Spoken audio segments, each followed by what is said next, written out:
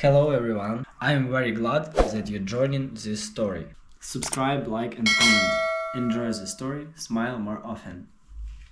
It was a Tuesday afternoon when my phone rang, the kind of call you answer instinctively, even before looking at the name, because you already know something's off. I was elbow deep in code revisions, hunched over a half-empty cup of cold coffee, when Renee's name flashed on the screen. My sister never calls during work hours texts, yes, but never calls. My gut tightened before I even answered. She didn't waste time. No hello, no warm-up, not even the breathy awkwardness that usually signals bad news wrapped in soft cotton. "It's done," she said, her voice flat like something had just died on her end. "They finalized the will last week." I blinked, sitting back in my chair, suddenly aware of the silence in my apartment. "Okay," I said slowly, waiting for the punchline. "And? You're not in it." There was a beat, maybe two, where I didn't quite register what she'd said. Like the sentence floated above my head, waiting for me to reach up and claim it. But when it hit, it landed hard. That kind of hard you don't show anyone, the kind you swallow fast, because the hurt isn't supposed to matter at our age. "What do you mean I'm not in it?" I asked, my voice so calm it didn't sound like mine. I could already hear the gears grinding inside my chest. Dad said. She hesitated here, and I could feel the apology struggling in her throat. He said, and I quote, "Ethan doesn't need us. He's too independent. He's made his own life. Let him keep it." There it was. That word again. Independent. The label they used like a compliment when I got my first internship out of state.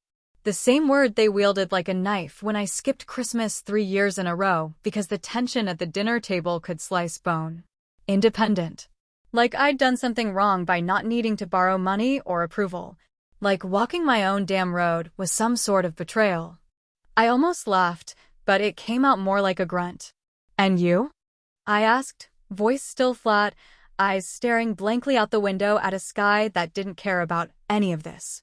"What did you say?" "I said it wasn't fair," she whispered. "I said it was petty. That you deserve. Don't," I cut in, sharper than I meant to be. "Don't defend me to them. You shouldn't have to." There was a pause on the other end. Then, quietly, like she was scared of what she might trigger, she said, "Ethan, are you okay?" I wanted to say yes. I wanted to tell her this wasn't a surprise, that I'd seen it coming for years, hell, decades. But the truth was, I hadn't. Not really. Because some part of me, the little boy who used to stack bricks with Dad in the yard, who used to think Mom's casseroles were magic, still believed I had a seat at that table. And now that seat was gone, and nobody even looked up when they pulled it out. "I'm fine," I said, though the lie tasted like rust. "I'll handle it." Handle what? But I didn't answer. I just ended the call, dropped the phone face down on the desk, and sat there for a long time. Long enough for the sun to shift across the floor, for my coffee to go from cold to forgotten, long enough for the first pang of hurt to turn into something else. You don't live your whole life busting your ass, building something from scratch, dragging yourself up by your own damn bootstraps just to get told you don't belong because you did too good a job. That kind of logic only makes sense to people who see love as a loyalty tax. My dad was never cruel with his hands. He didn't hit, didn't shout much, didn't throw bottles or chairs. His weapon was quieter. He loved with conditions, unspoken, but sharp. You towed the line, you got the smile. You stepped outside, even if it was to build something better, and you got the silence. I got used to the silence. So when Renee told me what he said, when she repeated those words, too independent, I realized something. He didn't cut me out because I wasn't family. He cut me out because I refused to be small. Because I didn't owe him for every breath I took, and that made him feel like less of a man. It wasn't about money. Not really. I didn't need their house or their car or the 10 grand they probably squirreled away in some dusty retirement account. I'd made my own wealth, built my own business, invested smart and early. They knew that. Hell, that was half the reason I stayed out of their way for so long, to prove I could survive without their help. And maybe I proved it too well. As the evening crept in and the city lights flickered to life outside my apartment, I opened a spreadsheet on my laptop. Not one for my business. Not for clients. This one was just for me. A plan. Clean, calculated, quiet. If they thought independence was a disqualification, I'd show them exactly how disqualified I could be. But not with screaming or threats. No tantrums. No lawyers. Just power, quiet, financial, undeniable power. The kind they couldn't see coming. The kind they trained me to wield. You want to punish someone for being independent? Fine. Let's see what happens when the kid you disowned decides he's the bank now. Let's see what happens when the next dinner table you sit at is in a house where the mortgage flows straight through the sun you cut loose. And maybe, just maybe, you'll choke a little on that casserole. I remember the first time my father called me selfish. It wasn't during a fight, and it wasn't even loud. That made it worse, I think. We were standing in the garage, side by side, arms crossed over our chests like two men surveying a battlefield, except the war was between us, and neither of us knew how to surrender. I was 19 then, fresh out of high school with a laptop under my arm and a plan in my head that had nothing to do with factories, hard hats, or clocking in at 6:30 sharp. I just told him I wasn't taking the apprenticeship at the mill, the one he'd lined up for me through a buddy who owed him a favor. I told him I wanted to go into programming, maybe even start my own thing someday. He looked at me like I'd slapped him. "You think you're better than this family?" he asked, no venom in his tone, just cold disappointment that sucked all the oxygen out of the room. "You think working a real job is beneath you now?" I didn't say I was better. I didn't say any of the million things boiling in my throat. I just told him, again, that I wanted something else. Something more. Something I couldn't find hauling crates or measuring sheet metal or pretending I gave a damn about the employee barbecue schedule. That was the beginning of the end, really. The unspoken fracture that just kept widening as years went on. We didn't fight often, but when we did, it was like trying to plug a leaking pipe with your hands, messy, loud, and ultimately useless. Mom would always try to smooth things over, pulling me aside and whispering things like, "He just wants what's best for you," as if that made it okay for him to act like I owed him a life I never wanted. Looking back now, I think he hated how little he understood me. He built things you could hold. I built things that lived in code and existed only in memory and wire. He measured value in hours and sweat. I measured it in uptime, algorithms, and contracts signed through email chains he couldn't even open without help. And the more I succeeded, the more invisible I became to him. It wasn't just the job stuff, either. It was everything. I didn't ask him to co-sign my lease when I moved out. I never called home asking for money when I got laid off from that first tech startup. Hell, I never even told them when I was broke and eating ramen 3 meals a day just to get through the launch of my own platform. Because I didn't want help. Because I didn't want him to see me struggle and feel justified. That was always the trap. If I failed, he got to say, "I told you so." If I succeeded, I made him feel small. Too independent. That phrase echoed in my skull like a bell that never stopped ringing. It wasn't a compliment. It was an accusation. As if being self-reliant meant I didn't love them. As if making something of myself outside their shadow was an insult instead of survival. Let me ask you something. Have you ever been punished for succeeding on your own? For not needing anyone? For building something with your bare hands, just not the way they wanted you to? Tell me, does independence deserve loyalty or isolation? I was sitting at my kitchen counter when the email came through. It was short. 2 lines from the mortgage lender confirming that the final payment had been processed and that the loan was now considered paid in full. Except something didn't make sense. The balance wasn't right. There was a number in there that didn't match what I remembered from the public filings. I'd checked those details obsessively after that phone call with Renee, like someone studying the blueprint of a battlefield before launching an attack. And this? This wasn't right. I clicked through the attachments, scanning the breakdown of transactions. And then I saw it. My father, Walter, had paid off the final chunk early. Just a few days ago. A lump sum transfer, no warning, no celebration. And that's when I realized he thought he was cutting the last string. Not just from me, but from the damn bank too. No more debts. No one holding anything over his head. No one with a say in his world. Except he didn't know I'd already made my move. He didn't know I'd bought the mortgage from the bank 6 days ago. Which meant that payment.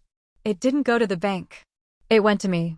And there was something about that realization, about how he tried to finish it clean and didn't even realize he was already playing on my field, that made me feel colder than I've ever felt in my life. I didn't gloat. I didn't smile. I just sat there staring at the screen, feeling like I'd stepped into a room with no windows, no exit, and no one left to impress.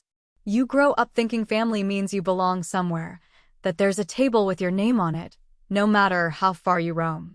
But sometimes that table turns into a stage, and suddenly you're the villain for not playing the role they wrote for you. He paid off the mortgage, thinking it gave him control. What he didn't know, what he couldn't know, was that the debt had already changed hands. He was no longer a homeowner dealing with a faceless institution. Now he owed me. And that was only the beginning. The thing about making a move like this, quiet, surgical, irreversible, is that it doesn't require a big speech or some dramatic showdown in the rain. It's not the stuff movies are made of. No raised voices, no slammed doors, no confessions screamed through tears in the driveway. It's just paperwork. Clean, cold, indifferent paperwork that turns blood into business and memories into line items. It happens through emails and signatures and a couple of calls to people who owe you favors or still respect your name enough to pick up on the first ring. The bank was small, local, the kind of institution that still shakes hands and knows your dog's name if you've been around long enough. That worked in my favor. I didn't have to lie, not exactly. I told them I was acquiring the mortgage for personal reasons and that I had no intention of disturbing the current payment structure, yet. Money talks, and mine spoke fluently. Within 3 business days, I had the deed of trust reassigned. The moment that contract hit my inbox, I didn't feel triumph. I didn't feel satisfaction or revenge. I just felt still, like I'd crossed a line I'd spent years tiptoeing around. It's funny how fast you can shift from outsider to owner when you've got enough zeros in the right account. I wasn't even sure why I wanted to do it at first. Was it about power? Control? Revenge? Maybe it was about something smaller, something pettier. Maybe I just wanted them to feel it. To feel me. Because for so long, I'd been a ghost in that family. Present only in criticism, remembered only when it was time to compare or complain. The son who left. The one who didn't stay close enough to be useful. The one who was too independent. They never asked what that independence cost me. They never saw the years I spent chasing success like a rabid dog, teeth clenched around survival, afraid to fail because I knew failure would prove them right. They never saw the broken computers, the blown-out credit cards, the nights I went to bed angry at the world for being so damn hard to crack. All they saw was the finished product. A clean condo, a new car, a nice watch. They saw the fruit but ignored the dirt under my nails. So now I owned their mortgage. I owned the roof over their heads. Not because I wanted it. Not because I needed to squeeze them for payments or make them grovel. But because I needed them to understand that independence doesn't mean absence. It doesn't mean you get to write me off like some stock that failed to yield. Sometimes, it means I've just been playing by rules you never bothered to learn. Some people inherit. Some people acquire. And some people keep receipts. The letter was simple. No letterhead, no signature, no threats. Just one sentence printed on white cardstock, tucked neatly into a plain envelope, and dropped into their rust-stained mailbox on a Tuesday morning. Starting next month, your mortgage payments go through me now. I imagined the look on my mother's face when she opened it. Confusion first, then dread. She would know it was me immediately. My father? He'd probably go red in the face before even finishing the sentence, already halfway through a curse that had my name in it. He hated being surprised. Hated being reminded he wasn't in control. And nothing says you're not in control anymore like realizing the very house you've spent your life owning now comes with a bill from the son you wrote out of your will.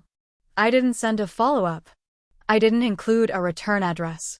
I didn't even tell Renee, though I'm sure she'd find out eventually, probably when Mom called her crying or Dad showed up at her place looking for someone to blame. I didn't care. This wasn't about them anymore. This was about the balance of the universe correcting itself, one printed envelope at a time. And yet, as I sat there in my living room that night, the letter already out in the world, I couldn't help but wonder if I'd gone too far. Not because they didn't deserve it, but because I did. Because maybe, deep down, I still wanted to be seen. Still wanted someone to say we were wrong. You did good. You mattered. But that moment wasn't coming. It never had. So I did what I always did. I built something instead. This time, it wasn't an app or a startup or a smart portfolio. This time, it was a lesson. A structure. A truth they couldn't ignore. Every month, they'd see my name. Every check, every transfer, every little reminder that the sun they pushed away was still standing. I didn't want to own their house. I just wanted to own the silence. The phone rang at a strange hour, one of those liminal, heavy times just before dusk, where the sun sits low like it's waiting for something to end, and everything feels slower, softer, too quiet to trust. I almost didn't answer because I knew what was on the other end before I even looked. My mother wasn't one for small talk or casual check-ins, and lately, she hadn't called me at all unless someone was dead or dying, or unless something had gone horribly sideways. The voice that came through was cracked at the edges, soft but brittle, the kind of voice that had been stretched too thin over too many years of smoothing things over and holding things together. "Ethan," she said, like she hadn't spoken my name out loud in years. Maybe she hadn't. "Hi, Mom," I said, already tired, already feeling that preemptive wave of guilt that always comes around when a parent sounds wounded. There was a long silence on the other end, broken only by the sound of a shaky inhale. And then she said it, the question that sounded more like a plea than anything else. "Why would you do this?" Her voice cracked halfway through the sentence, not with anger, but with that specific kind of hurt only a mother knows how to wield, guilt not as a weapon, but as an anchor she throws around your ankles. I didn't answer right away. I let the question hang between us because it deserved to hang. It deserved to weigh itself down in the silence and be felt, not just heard. When I did speak, my voice came out lower than I expected, quiet but steady. "Thought you liked me being independent."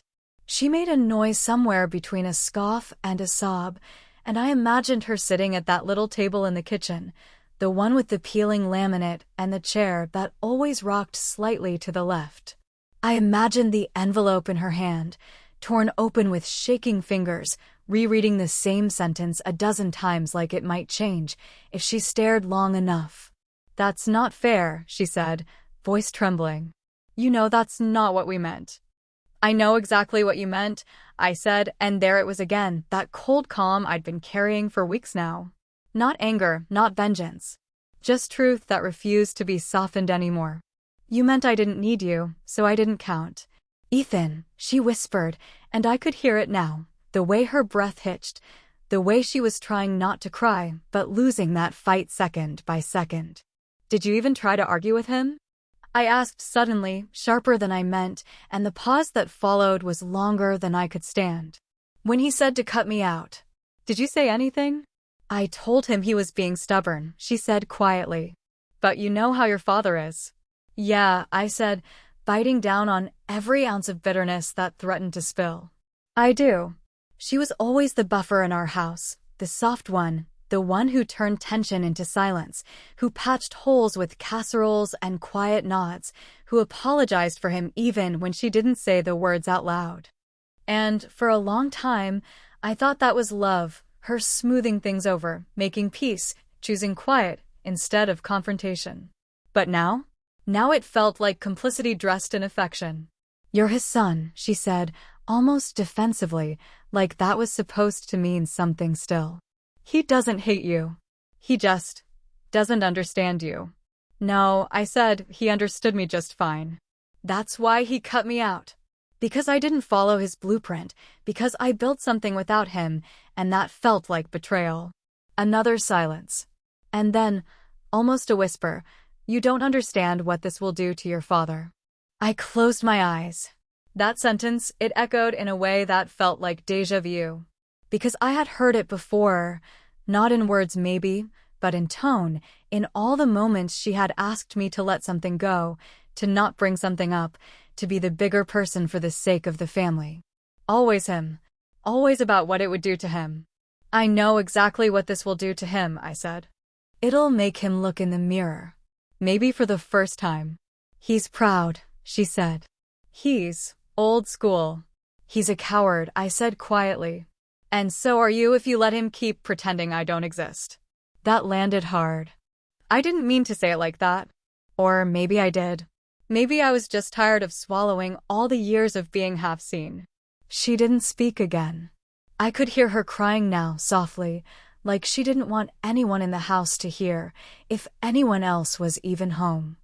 "I didn't want to hurt you," I said finally, not apologizing but not gloating either. "But you can't freeze someone out and expect them to keep warming you up."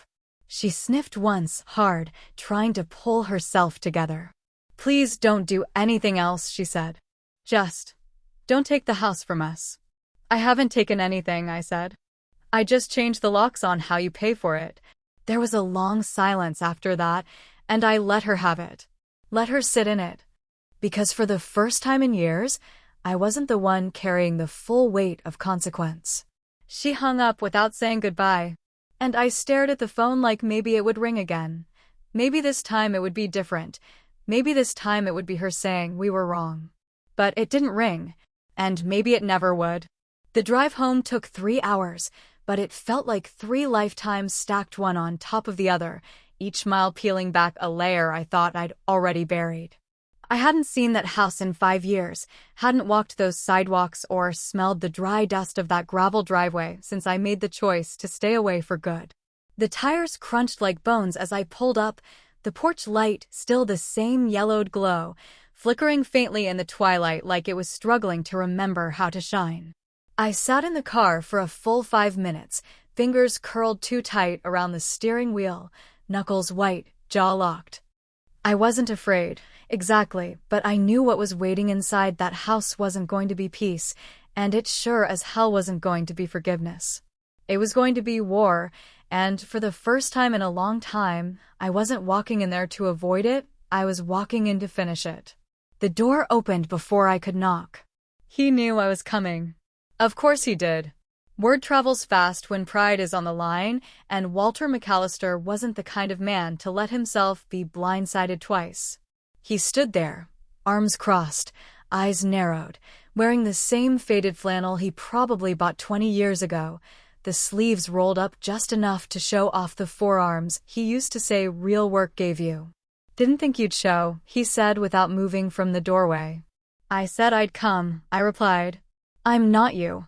He stepped aside, just enough to let me in.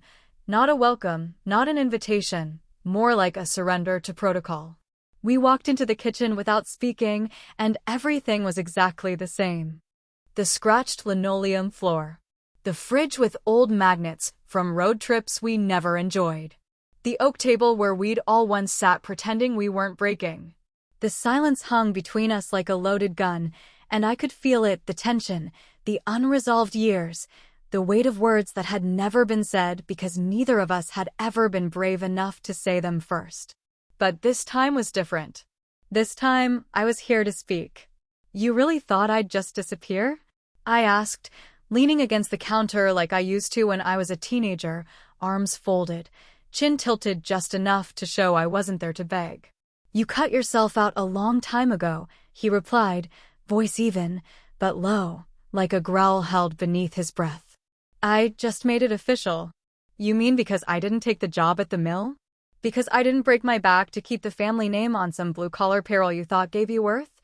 He slammed his hand on the table then, hard enough to make the salt shaker rattle, his voice suddenly louder, fiercer.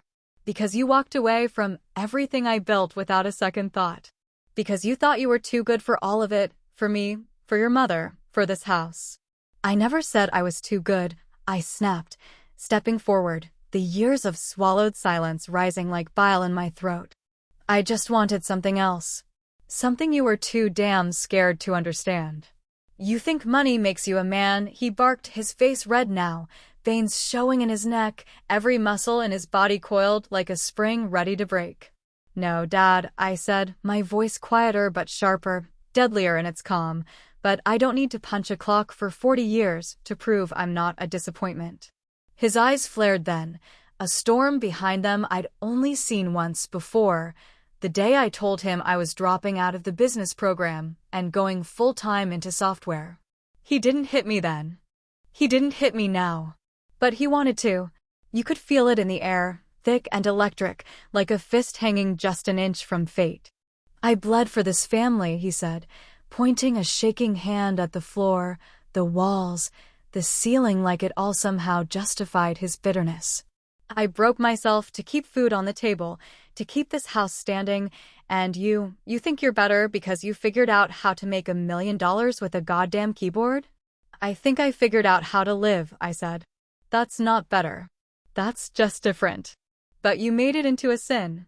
He stared at me then, breathing heavy, jaw clenched so tight I thought he might break his own teeth. I waited for more, waited for the next explosion, the next insult, the next swing in this emotional brawl we'd been building toward our entire lives. But it never came. He just turned, slow and deliberate, and walked out of the room. Didn't say a word. Didn't look back. Just walked away, leaving me standing there in the kitchen of my childhood like a soldier who'd shown up for battle only to find the enemy had surrendered before the first shot was fired. And yet I didn't feel like I'd won anything. I stood there for a long time after he left, listening to the creak of the house settling, the faint buzz of the porch light outside, the sound of my own breath trying to even itself out. I'd thought this would be satisfying. I thought hearing myself say those words, finally, would feel like justice. But it didn't. It felt like an ending. And not the kind I wanted. There's a certain kind of silence that doesn't just fill a room, it settles into your chest like smoke, thick and slow and impossible to breathe through. That was the silence I sat in for 3 weeks after the kitchen confrontation, after Walter turned his back on me and walked out like I was just another thing he didn't feel like fixing. Not a word. Not a call. Not even a goddamn acknowledgement that the line between us had finally snapped. And then the first payment date rolled around, the day they were supposed to write that check and send it off, to me now, not to the bank, and nothing came. I waited a week before sending the first notice. Not aggressive, not even cold. Just a formal reminder, templated and polite, delivered with the same professionalism I used in my actual business. I wasn't trying to rub salt in the wound. At least, not at first. But no response. No check. No call. Just more silence, and the longer it stretched, the louder it got. By the second missed payment, my tone changed. I switched from email to certified letter, the kind that requires a signature upon receipt, the kind you can't ignore without feeling the weight of it sitting on your kitchen counter. Still nothing. No returned mail. No payment.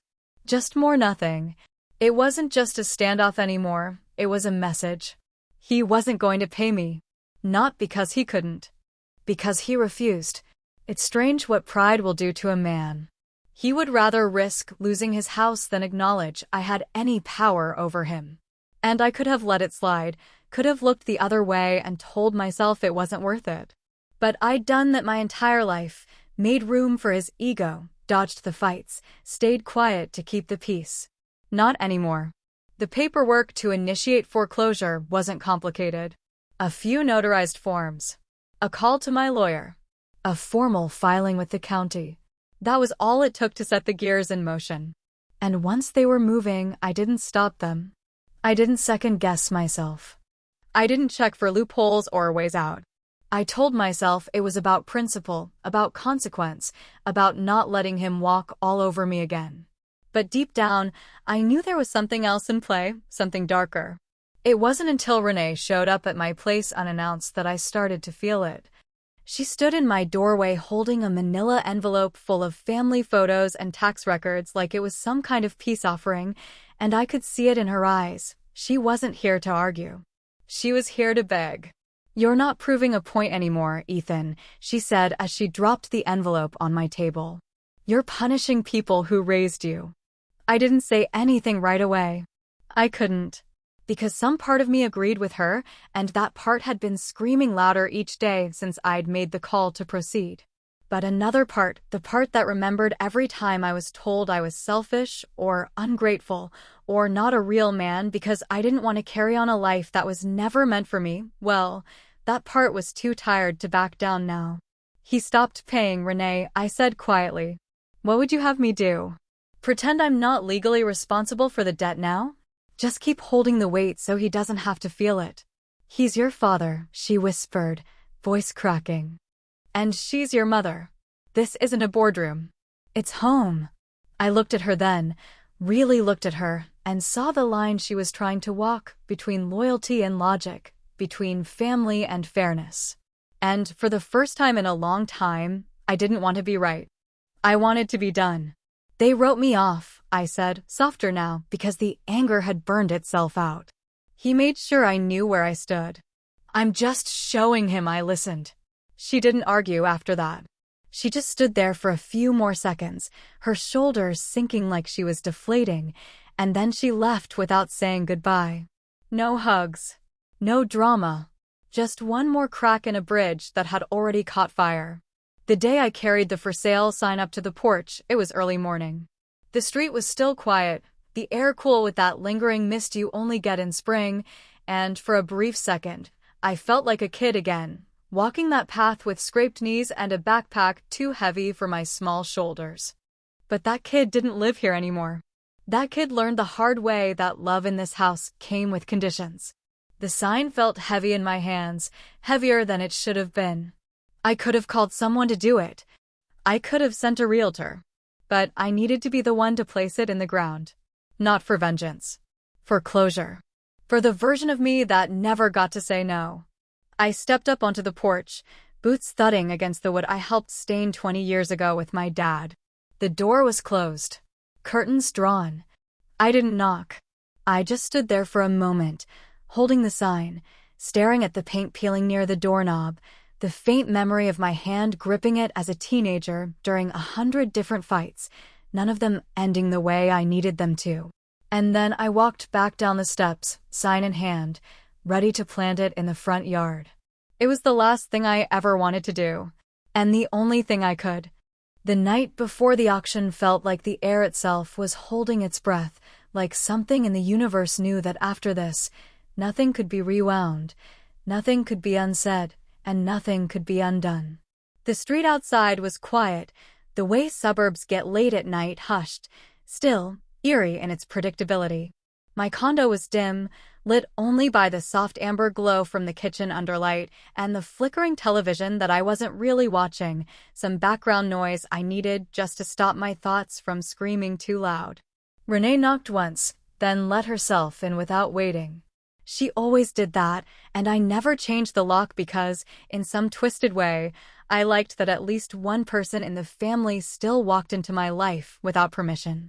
She came carrying a bottle of whiskey, good stuff, not the cheap kind we used to sneak from Dad's cabinet, and 2 glasses that clinked lightly as she set them on the coffee table. "Don't tell me you're here to stop the auction," I said, half sarcastic, half exhausted, already knowing she wasn't there for that anymore. She poured the drinks anyway, like it was a ritual older than both of us, then sat on the other side of the couch and took a long sip before answering. "I'm not here to change your mind," she said, finally. "I just didn't want you to be alone." We drank in silence for a few minutes, the kind of silence that sits heavy but not hostile, the kind only siblings can share after years of being both allies and enemies, depending on the day. She looked older than I remembered. Not tired exactly, but worn in, like someone who spent too long holding the seams of everyone else's lives together. "Do you remember the night you left for college?" she asked suddenly, eyes still fixed on her glass like it held the answer to something ancient. "Vaguely," I said. Dad didn't say goodbye. Mom packed me sandwiches. You cried. She nodded, then looked up, eyes glassy but sharp. He did say goodbye. You just didn't see it. I turned to her, confused, and she went on without waiting for me to ask. You'd already driven off. I was still in the kitchen helping Mom clean up. He thought I'd gone upstairs. I walked back in to grab a dish towel and I saw him. Saw him what? Crying, she said, the word landing like a brick. Bent over the sink. Shoulders shaking. Silent. Like he was trying to strangle the sound before it made it out. I blinked, trying to picture it. Walter McAllister, who thought tears were weakness and weakness was death, crying into a sink after I left him behind. It didn't compute. It didn't make sense. And yet, the way Renee said it, I knew she wasn't lying. He didn't come to the door, I muttered. He didn't say anything, because he didn't know how, she said. You terrified him, Ethan. Not because you were dangerous. Because you were bigger than him. Because you did what he never could, walked away and made it. I laughed bitterly, running my fingers through my hair. So he cut me out of the will to punish me for succeeding? No, she said, shaking her head slowly. He cut you out because it was the only way he could protect his pride. Because he loved you and resented you in equal measure, and that's not something he ever learned to live with. That hit harder than I expected. All these years, I thought I was being erased. Turns out I was just being hidden, pushed into a corner where he wouldn't have to look at the part of himself he failed to understand. You didn't get left out because you weren't loved, Renee said, softer now. You got left out because he was scared of you. The room went quiet again, but not the comfortable kind. This was the kind of silence that curls around your throat and waits. I looked at her, then down at my drink, then finally at the phone sitting next to me on the couch. You think he'd even answer if I called? I asked, not really wanting an answer. I don't know, she said, standing up slowly. But I think you need to decide whether you're trying to win or trying to heal. And then she left. No hug. No lecture. Just that bottle of whiskey and a room full of echoes. I sat there a long time after she was gone, staring at the phone, thumb hovering over his contact. Walter. Just Walter. No dad saved in the contacts. I hadn't called him in over 4 years. I didn't even know if he still had the same number. The screen glowed in the dark, the number dialed but unsent, my finger trembling just slightly above the green button. I didn't press it. Not yet. Maybe not ever. But I sat there, frozen in the act of almost reaching out, thinking maybe that was where most of us live anyway, right on the edge of saying something that might change everything. The morning after the almost call, I woke up with the worst kind of hangover, not from whiskey, but from that gnawing, sleepless, churning kind of night that leaves you more tired than when you went to bed. The kind of night where you keep playing out 100 different scenarios in your head, each one ending in a different kind of silence. I didn't make the call. I didn't send a text. I didn't do anything except lie there staring at the ceiling, wondering if pride and peace could ever live in the same goddamn room. Around 8 in the morning, I sat at the kitchen table with a mug of black coffee and a legal pad in front of me. The pad was blank. I stared at it for a long time, the pen in my hand shaking slightly even though my fingers didn't feel cold. I told myself I wasn't writing a letter, that this wasn't some grand gesture. But my hand started moving anyway. The words came faster than I expected, too fast, really, like they'd been waiting just under the skin all this time, waiting for me to let them out. The first letter was measured, calm, maybe even kind. It laid everything out, how I bought the mortgage, why I did it, what I had hoped it would say, even if I never expected it to be understood. It acknowledged the pain, but it didn't revel in it. It offered a deal, a way out. No strings, no conditions. Just a chance to start over, to wipe the slate clean. I told them the debt was forgiven. That the house was theirs again. No payments, no paperwork. I even wrote the line 3 times because I wanted it to sound real, not performative. I'm canceling the debt. The house is yours. Again, I'm canceling the debt. The house is yours. And one last time, I'm canceling the debt. The house is yours. I folded that letter, placed it gently in an envelope, sealed it, and set it aside. I stared at it like it was radioactive. Then I started the second one. This one was different. Sharper. Cold in a way only truth can be when you stop dressing it up in politeness. It didn't rage. It didn't insult. It just laid out the facts in ink that could not be softened. You taught me that everything has a cost, I wrote. You made sure I knew that nothing comes free, not love, not loyalty, not legacy. So this is the price. The letter continued, line after line, spelling out how the foreclosure would proceed, what the timeline was, what would happen if they didn't leave by the deadline. It ended with a single sentence, short but sharp enough to bleed. You made your choice. Now I'm making mine. I folded that one, too. Slid it into a nearly identical envelope. No names on either. No return address. Just my handwriting and a decision I still hadn't made. I stared at the two envelopes on the table, side by side like twin blades. One could cut clean. The other could cut deep. And for the first time in my life, I realized I had become the man with the power to decide which wound was worth inflicting. There was no one to talk it over with. Renee had said her piece. My father wouldn't listen even if I carved the words in stone. My mother. I didn't know anymore. I wasn't sure if she was still holding on out of love or habit. And me? I wasn't even sure which part of me was writing these letters, the son, the man, or the kid who still wanted to be held and told he was enough. I picked one envelope at random. Didn't even look at the contents. Maybe because I didn't want to know what part of me had one. I left my place around 9, walked the few blocks to the local mailbox near their house. I parked down the street, waited a full 5 minutes in the car. I watched the trees shift in the breeze and the sunlight creep across their porch like nothing had changed. Like the world didn't know what was inside that white paper waiting to land. Then I stepped out, walked slowly to the box, slid the envelope through the slot. I didn't look back. The next morning, I wasn't there, but I saw it. Renee sent me a photo later. Didn't say anything in the message, just the image. It was my mother, in her robe, crouched by the mailbox, the opened envelope still in her hand, her knees on the pavement, shoulders hunched forward like the wind had been knocked out of her. Her hand was trembling. Her head was bowed. I don't know what letter she read. I don't know what it said to her, what it meant to her, whether it broke her heart or set her free. I'll never know. I only know that she dropped to her knees in the street like something sacred had been shattered.